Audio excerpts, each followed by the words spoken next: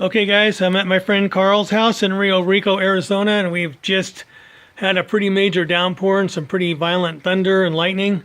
But now it's time to get back to work.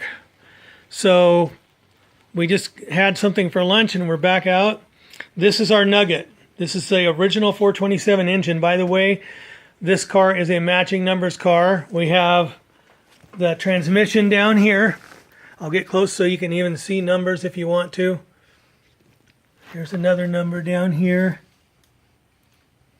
But I've had a friend that does Corvette judging look, and he validated it's a matching numbers setup. So on this 427 engine, and here's Carl, by the way, we've done a few upgrades. Originally, when I got the car, it had a cast iron manifold on it, so I went on eBay and searched out a good aluminum intake that it's supposed to have. So if you look up here, we've got some tape on it covering holes that we don't want things to fall in. But this is an original numbers matching intake manifold. And we have, some new valve covers here. We've got here aluminum high flow Edelbrock water pump.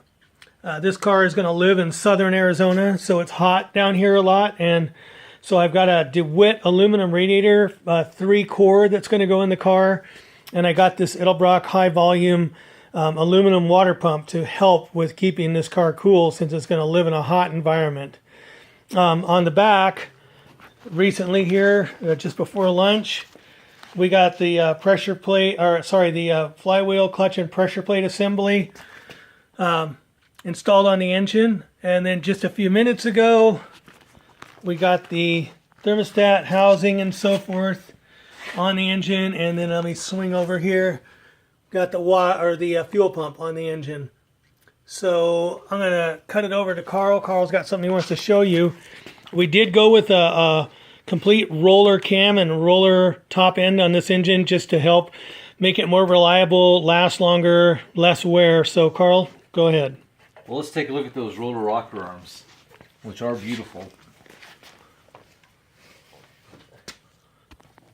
Now, these are made by Comp Cams, and over at Baker's Machine Work, they prepared the heads, well, the whole engine actually, and they in fact put the engine together. They did the final assembly. You used ARP fasteners throughout for the cylinder heads, for the connecting rods, for the mains and the rods. Now, it's not just the roller rocker arms that you have here. You also have a roller camshaft, and that's competition cams as well. It's one complete system, all from Comp Cams. So Mr. Baker set it up, Andy, the valve height, everything according to their specs over at Comp Cams. Roller lifters too, right? Roller lifters, roller camshaft, with more lift and a little more duration. But very streetable at 10-to-1 compression, 500 horsepower with exhaust manifolds and 600 pounds of torque. It'll be a beast, and it'll idle like almost a stock engine. So one thing that's different that you'll see here is these are aluminum heads by Brodix. You can see, I don't know if you can see it there, but Brodix is into the side of the head there.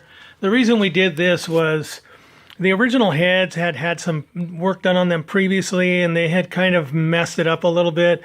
And the cost to fix the original iron heads would have, for the cost difference between fixing those and getting these aluminum heads, we just decided to make the call and go with the aluminum heads. We know it's not a stock thing, but I'm not going for total, NCRS stock everything.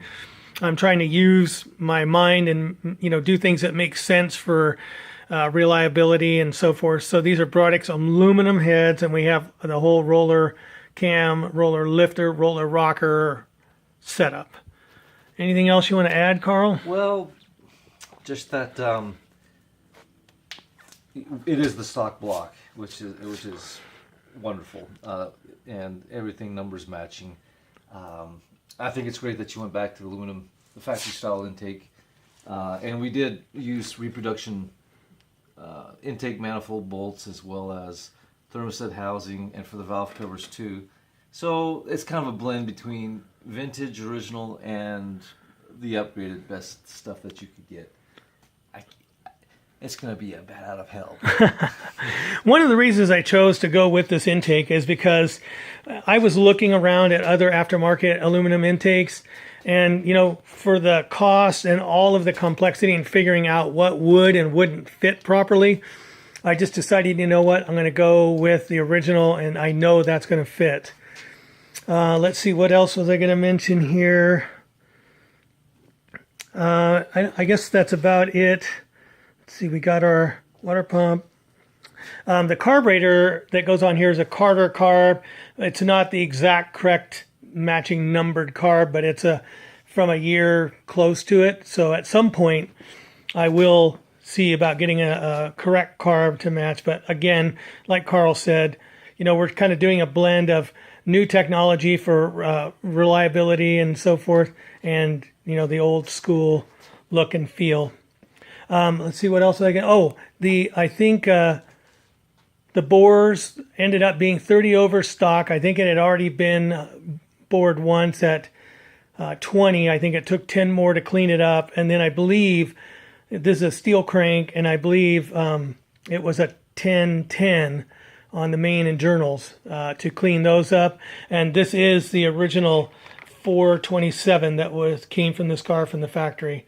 So anyway, we're getting ready to do some work on the brakes. We want to get our calipers installed, and we want to, be able to get this car back on the ground. And then at some point, we're going to want to drop this engine in. So, Carl, any other final thoughts on this? Oh, just that it doesn't get any funner than working on this vintage Chevy performance. This is as good as it gets. And FYI, people, just so you know, Carl is a diehard Mopar guy, but beyond being a diehard Mopar guy, he loves any kind of classic muscle car. So anyway, I'm glad he's not really helping me. He's doing all this work, and I'm glad it's him because he's a real perfectionist. And as you can see by looking in the engine, every little thing is, going to be put in place, and it's going to be beautiful. We'll do some more video after, everything's in. Thank you.